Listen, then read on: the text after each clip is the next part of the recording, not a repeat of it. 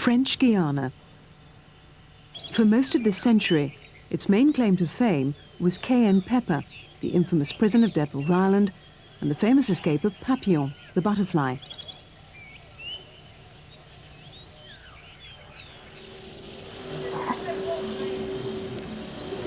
Even then or now, few people have much idea where French Guiana is or what it is.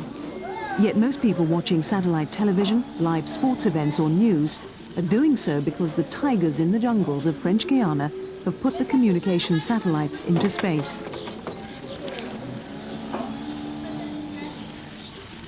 French Guiana is a part of France and located above Brazil in South America. It's 5 degrees north of the equator, largely uninhabited, and consists mainly of virgin rainforest. On the coast is the European Space Agency's spaceport and the launch site of Europe's Ariane rocket. With almost clockwork precision, about every 5 weeks, the jungles are illuminated by the fire and thunder of huge rocket motors as more satellites are hoisted aloft into space. As television channels proliferate and the world of the internet shrinks the planet, the demand for more and more satellite capacity has become insatiable.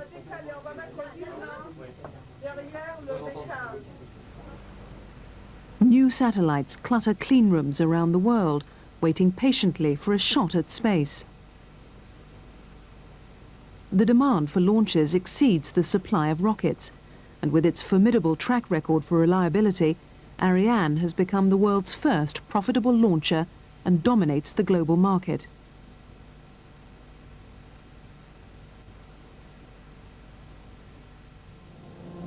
Hidden away in the jungles of French Guiana, the tigers represent a remarkable European success story that few people are aware of.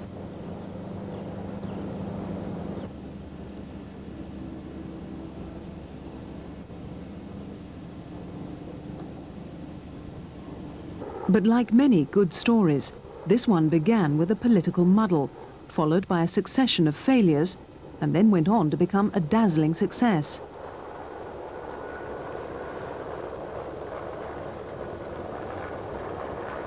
The story began in the Pacific Ocean.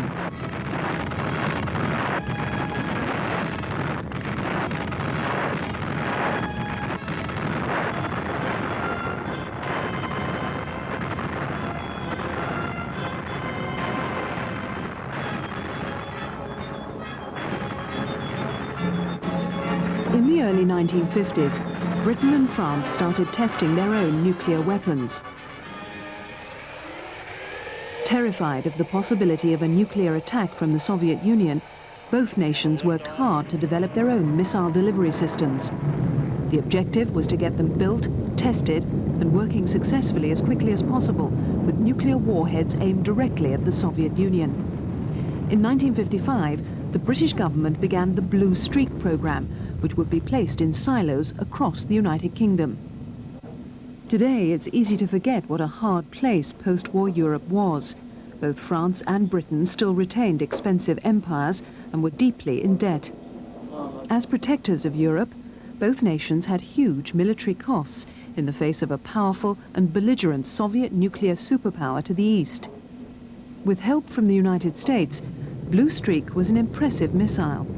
Powered by liquid oxygen and kerosene and using Rolls-Royce engines, Blue Streak delighted its designers with a series of flawless flights.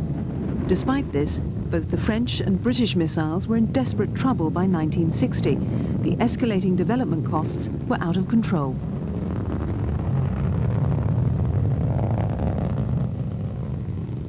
In 1959, with the space race beginning, 2 far-sighted European scientists, Eduardo Amaldi and Pierre Auger, had begun pushing their political masters to take Europe into the space age. Their interest wasn't weapons, but the scientific exploration of the universe.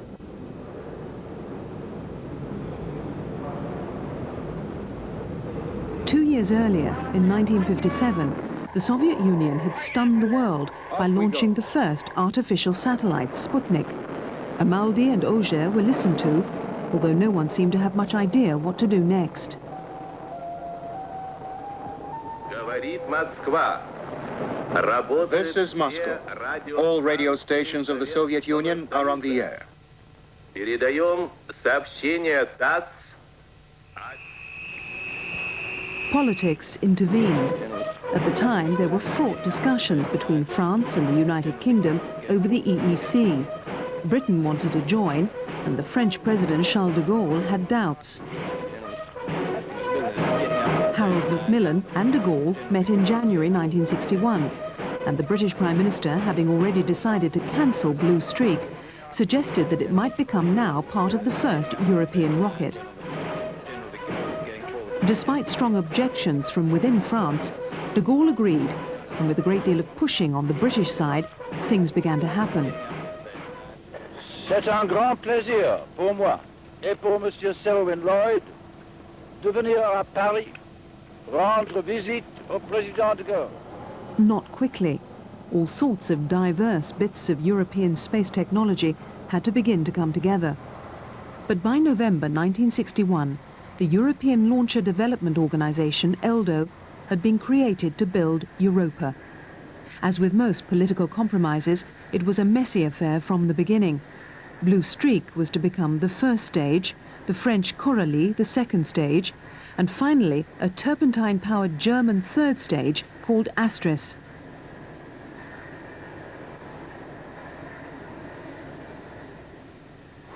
Half the rocket used imperial standards, inches and feet, whilst the rest was metric, centimetres and metres. Fitting the two together was an engineering nightmare.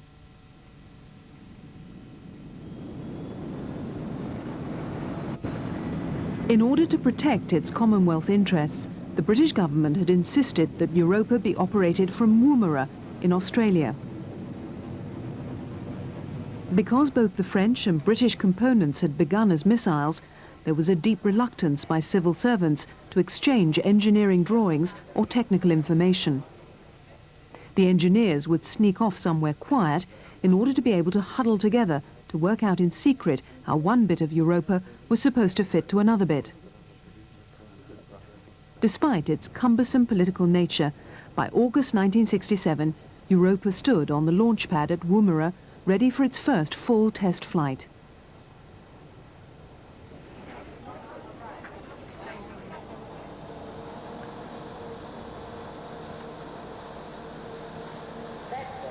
That the rocket existed at all was a tribute to perseverance of the long-suffering European engineers.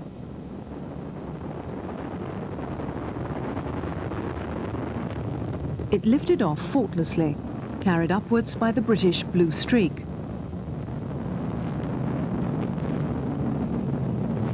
When the turn came for the French second stage to take over, nothing happened. Europa slid back down and was destroyed in a massive fireball. In December, they tried again, and again the same problem, and again the same result. Back to the drawing board and out into the Australian outback to pick up the pieces. Flies, heat and dust. It was a grueling job. But it was the only way to work out what had gone wrong. Each shattered fragment would be collected, taken back to Woomera and analysed. In November 1968, Europa set off again.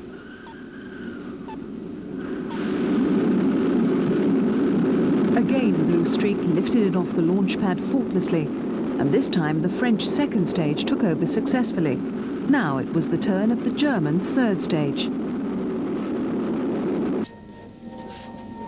Instead of firing its engines, the German rocket decided to destroy itself and blew up. It was all very depressing. We had complete clearance to launch. We are go. July 1969, and the Americans set off to land on the moon as the world watched in wonder. The huge Saturn V was breathtaking, the largest and most powerful rocket ever built.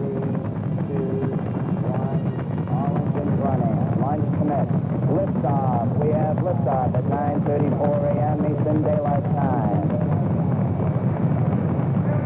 The ground shook as it powered up into the clear blue Florida skies.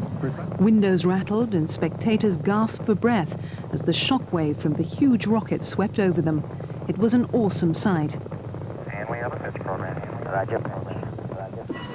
On the other side of the world, in Australia, the Europeans tried again.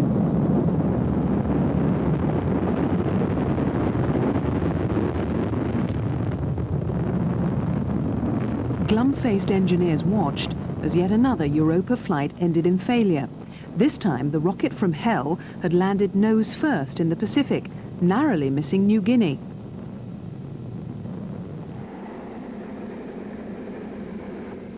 The design of Europa was extensively modified to try and correct the problems, but Eldo was beginning to disintegrate. The British cut their payments, and the French were fed up with the high cost of having to operate from Australia. Everyone else had had enough of failure and public ridicule. They felt it was time to stop the rot.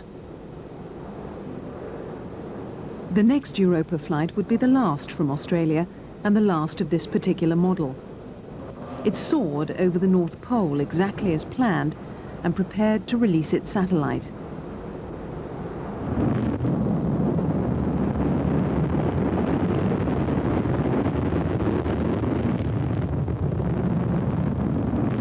But it was too good to be true. An electrical plug became disconnected, and the fairing, the covers that protect the satellites, failed to jettison. On it went, back into the atmosphere, and nose first into the Caribbean. The Europeans persisted. The operations now moved to the jungles of French Guiana and a new launch site. Sooner rather than later, surely their luck would have to change. They completely redesigned it to produce the son of Europa, Europa 2. They were confident that all the earlier problems were now behind them. The 5th of November 1971 was set as the date for the first launch from the new site in French Guiana. It would be the new beginning for Europa and the European efforts to build an independent space program.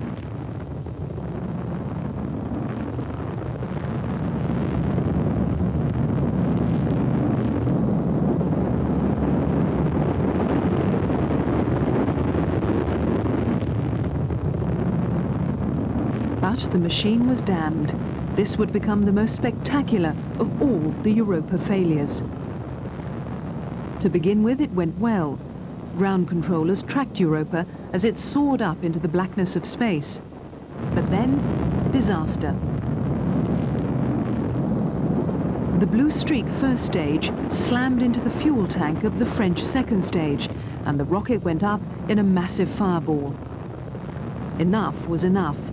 The explosion signaled the death of Eldo. Its member states decided to kill it off. The political disappointment was most keenly felt in France, but in reality all nations that had invested so much in Europa were gutted. Still lying on a drawing board in a back room of the German aerospace company MBB was a design for a rather inferior and much less ambitious version of Europa. No one was very interested in it. It was called simply L.3S, and it would go on to conquer the world. The death of any organization is a miserable business, but the death of a space agency is a particularly unpleasant affair. Space agencies attract highly talented and motivated people whose determination and commitment makes things happen.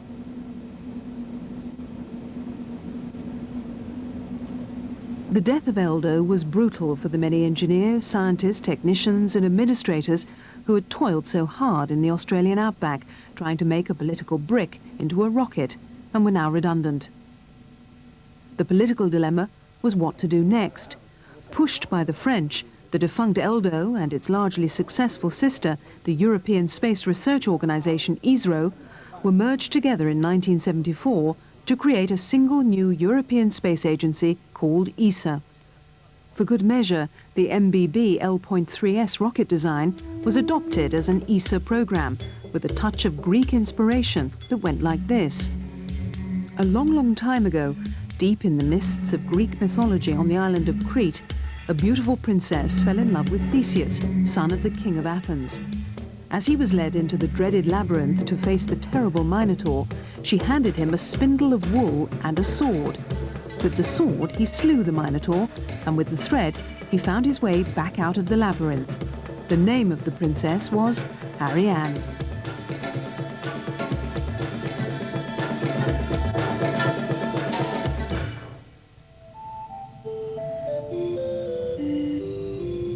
ESA's new Ariane rocket was no less of a hybrid than Europa had been, but it had new motors and new second and third stages.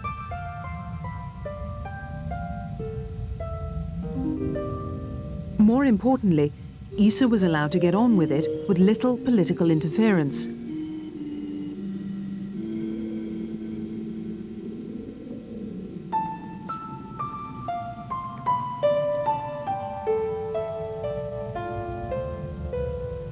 By Christmas Eve 1979, the first of the Ariane Tigers towered above the rainforests of French Guiana, fueled and ready for its maiden flight.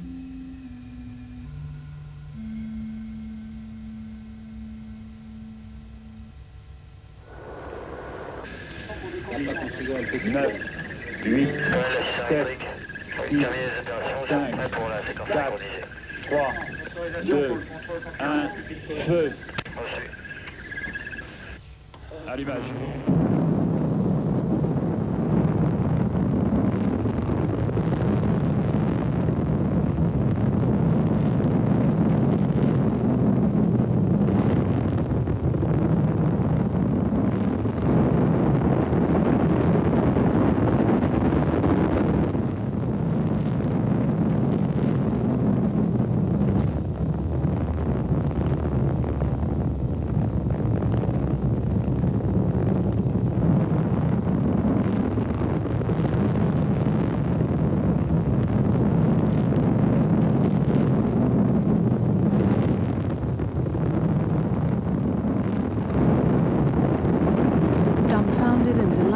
The huge assembly of spectators and engineers watched as it lifted off perfectly and worked exactly as it had been designed to do by ESA. Such was the return of confidence and exhilaration in Europe that the catastrophic failure of the second Ariane flight passed by almost unnoticed. Most design flaws can be corrected, and all new rockets come with problems. It's inevitably a question of time and money. The failure of the second Ariane flight was due to a faulty turbopump, a problem that would haunt the rocket for some years. Despite the failure, the Tigers roared on. Unbeknown to ESA or Arianespace, that was now responsible for the commercial exploitation of Ariane, Europe's principal competitor, the USA, had made an extraordinary miscalculation.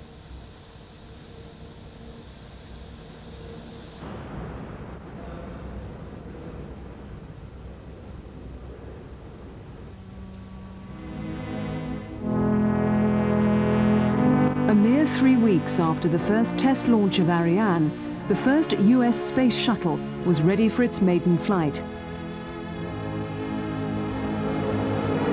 NASA had promised much with the space shuttle. It was reusable, and it would become little more than a space truck, trundling backwards and forwards into space every 2 weeks or so. Such was the confidence in the shuttle that the Americans abandoned expendable rockets. They were yesterday's technology, and the shuttle was the future. At first, this did indeed seem to be true. We have go for main engine start. We have main engine start. Minus 3, 2,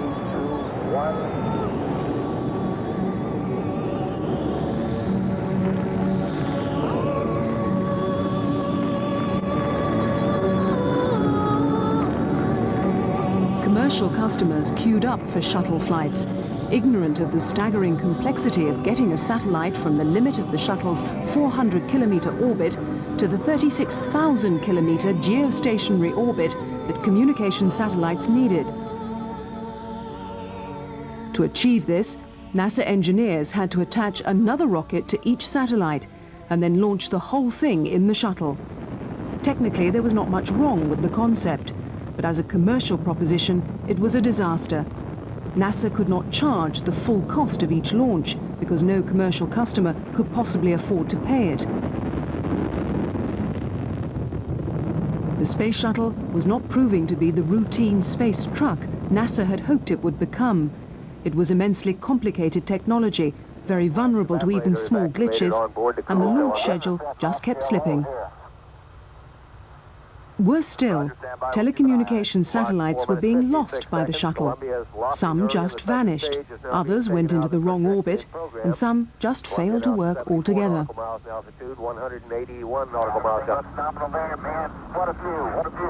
Commercial customers were becoming concerned. Meanwhile, in French Guiana, ESA's Ariane ploughed on. By the mid-1980s, Ariane was so reliable that the steady traffic of satellites from the European spaceport had become so routine that it was now rather boring. Yet despite this, it was not a huge commercial success. In part, this was due to the size of the first Arianes. Telecommunications satellites were getting bigger, completely filling each rocket. Well aware of this, ESA and Arianespace had already begun developing a much larger version of Ariane, Ariane 4. This could launch 2 or 3 satellites simultaneously.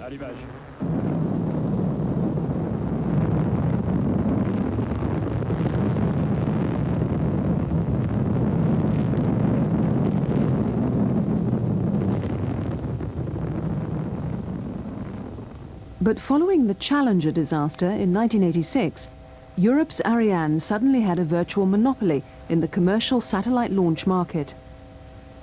Stunned by their good fortune, albeit from tragic circumstances, the Europeans now started churning out Ariane 4s as fast as the Aerospatiale production line could build them. The more they produced, the greater the demand became. This was by no means easy. Hundreds of European companies supply all the parts and the technology for Ariane.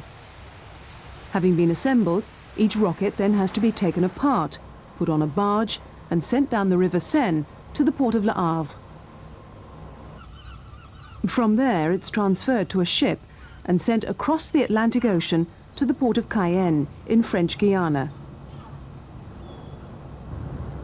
Once in South America, the rocket is unloaded bit by bit and transferred to a convoy of trucks. Under heavy police escort, the entire rocket convoy moves carefully through the jungle towards the launch complex. Here, each piece of the rocket is removed from the many containers and reassembled in a huge multi-storied integration hall. This entire process is faster than it sounds, a matter of weeks. Once fully assembled, the 60-meter-high rocket is rolled out on a mobile platform along a small railway track to the launch site.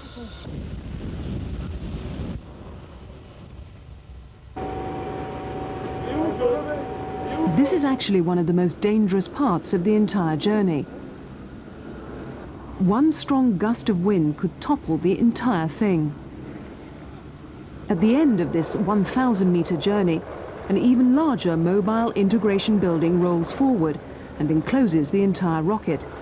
Inside this building, the satellites to go up on Ariane are prepared and integrated with the launcher. In July 1988, the first Ariane 4 powered its way out of the jungle on a flawless maiden flight.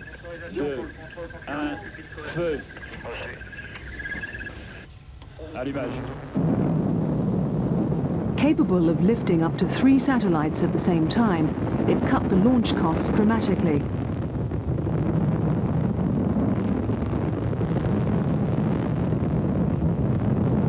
Even more impressive was the performance of the new guidance system, which was popping out the satellites within a few meters of where they should be.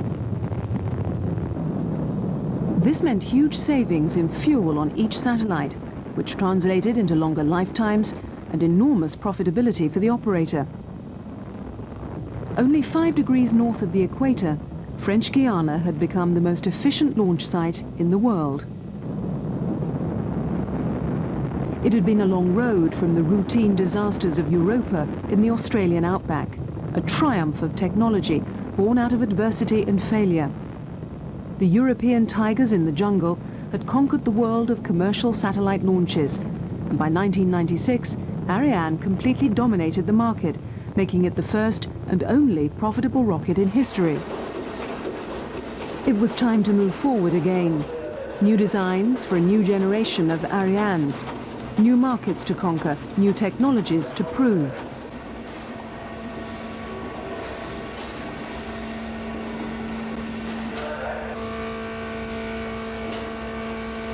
Yet the ghosts of the doomed Europa were not dead.